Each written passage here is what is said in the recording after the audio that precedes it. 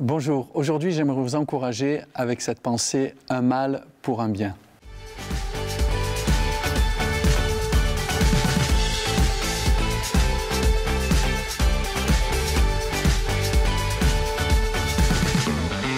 J'aimerais vous encourager avec cette idée donc que parfois nos pires pertes peuvent devenir nos meilleurs gains. J'ai entendu, ou j'ai lu plus exactement, l'histoire d'un naufragé qui se retrouva un jour sur une île déserte, démuni de tout. Au bout de quelques jours, il parvint à construire une cabane et se mit à prier Dieu de lui envoyer du secours, évidemment. Chaque jour, il scrutait l'horizon, espérant voir un bateau se diriger vers son île. Les jours passés, sa seule occupation, bien sûr, consistait à se procurer de quoi survivre. Un soir, alors qu'il rentrait à sa cabane, sa seule protection contre les éléments, il découvrit avec horreur qu'elle avait pris feu et s'était complètement consumée. Tout ce qu'il avait pu sauver du naufrage était parti en fumée. C'était la catastrophe. Il estima que, vu sa situation, c'était la pire chose qui pouvait lui arriver. Mais le lendemain matin, à l'aube, il aperçut un bateau à quelques encablures de la côte. Il était sauvé. Et à bord, le capitaine lui dit en souriant « Heureusement que vous avez envoyé des signaux de fumée. » Voyez-vous, nos plus grands malheurs, parfois à vue humaine, peuvent devenir des opportunités pour Dieu. Parfois, on pense comme cet homme avoir tout perdu, sa cabane en fumée, mais en réalité, c'était les signaux de fumée qui indiquaient à un navire qu'il y avait là quelqu'un qui était en détresse.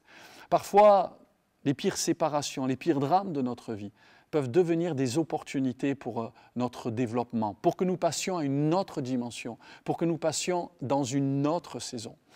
L'Écriture dit que toute chose concourt au bien de ceux qui aiment Dieu, de ceux qui sont appelés selon son dessein. Romains 8, 28. Dieu a un plan bien déterminé, bien prédéterminé même à l'avance. Et Dieu parfois utilise, il est capable de le faire, utilise des choses qui peuvent nous paraître extrêmement négatives, qui en réalité sont le tremplin pour nous entraîner, nous emmener dans les destinées qu'il a préparées pour nous. Nous ne comprenons pas toujours ce que Dieu est en train de faire. C'est ce qui explique aussi sa souveraineté. Et pendant que nous passons par des tas de pourquoi, Dieu est en réalité en train de nous conduire dans ses plans. Alors qu'est-ce qu'il faut faire? Il faut continuer à l'aimer, il faut continuer à lui faire confiance parce que Dieu sait ce qu'il fait avec notre vie.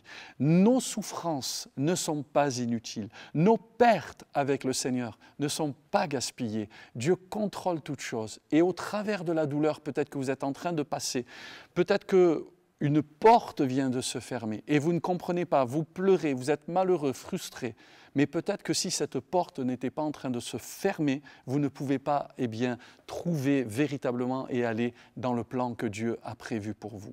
Alors, je dirais, ne vous plaignez pas, ne vous énervez pas, ne vous frustrez pas, mais faites confiance au Seigneur face aux portes fermées. Faites confiance au Seigneur devant les pertes que vous pouvez subir. Le Seigneur sait exactement où il vous conduit et le meilleur est à venir. La grâce de Dieu va vous conduire vers ce que Dieu a prévu pour vous et ne vous inquiétez pas. Faites confiance à Dieu, il est fidèle et il va vous aider et vous bénir. Soyez bénis.